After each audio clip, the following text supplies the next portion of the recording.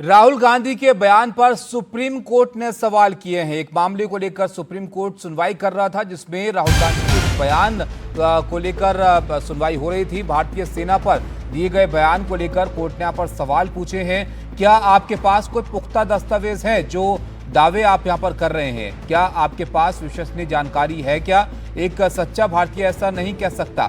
सीमा विवाद की स्थिति में क्या ये आप कह सकते हैं? ये सुप्रीम कोर्ट उनके एक बयान को लेकर मामला सुप्रीम कोर्ट पहुंचा था, जिस पे सुनवाई कर रहा था। दरअसल भारत जोड़ो यात्रा के दौरान जो चीन के साथ तनाव बढ़ा था भारत का, उसको लेकर एक बयान उन्होंने दिया था, जिस पर मामला कोर्ट तक यहाँ पर पहुंचा।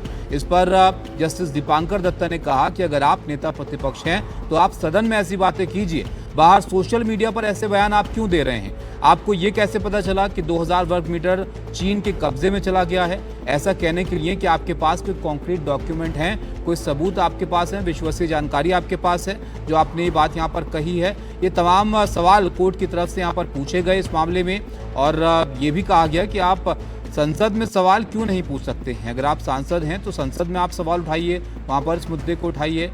आशीष भार्गव हमारे साथ हैं। आशीष, बताइए इस मामले के बारे में, और क्या कुछ और कोर्ट ने कहा है आज?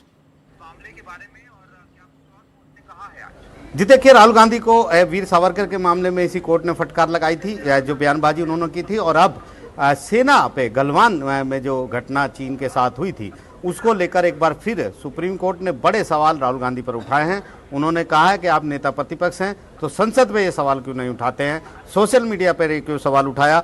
उन्होंने ये भी कहा कि 2000 वर्ग मीटर जमीन चीन के कब्जे में चली गई है, आपने ये दावा किया है। ये दावा आपने कहाँ से किया है? ये वेरीफाइड सूचना कहाँ से आपको मिली है? क्या कोई विश्वसनीय जानकारी है आपके पास? ये जस्टिस दीपांकर दत्ता ने पूछा, और ये भी कहा जब सीमा पार के पर कोई विवाद हो सीमा को लेकर तो इस तरह की टिप्पणी नहीं करनी चाहिए।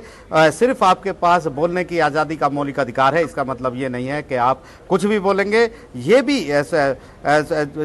जस्टिस दीपांकर दत्ता ने कहा जो सच्चा भारतीय है वो इस तरह की बात नहीं करेगा। तो ये बड़ी टिप्पणी यहाँ पे की है, और इसके साथ साथ सुप्रीम कोर्ट ने हालांकि उनको एक राहत दी है कि निचली अदालत में यूपी की जो मानहानि का मुकदमा उनके खिलाफ चल रहा था उस ट्रायल पर रोक लगा दी है यूपी सरकार, और जो शिकायत करता है उनको नोटिस जारी किया है, उनसे जवाब मांगा है। 3 हफ्ते के बाद एक बार फिर इस मामले पर सुनवाई होगी, और ये एक बड़ा मामला है जिसमें दूसरी बार राहुल गांधी जो नेता प्रतिपक्ष हैं अपनी जो बयानबाजी है उसको लेकर सुप्रीम कोर्ट ने कटघरे में उनको खड़ा किया है। जी बहुत शुक्रिया आशीष आपका सब जानकारी के लिए।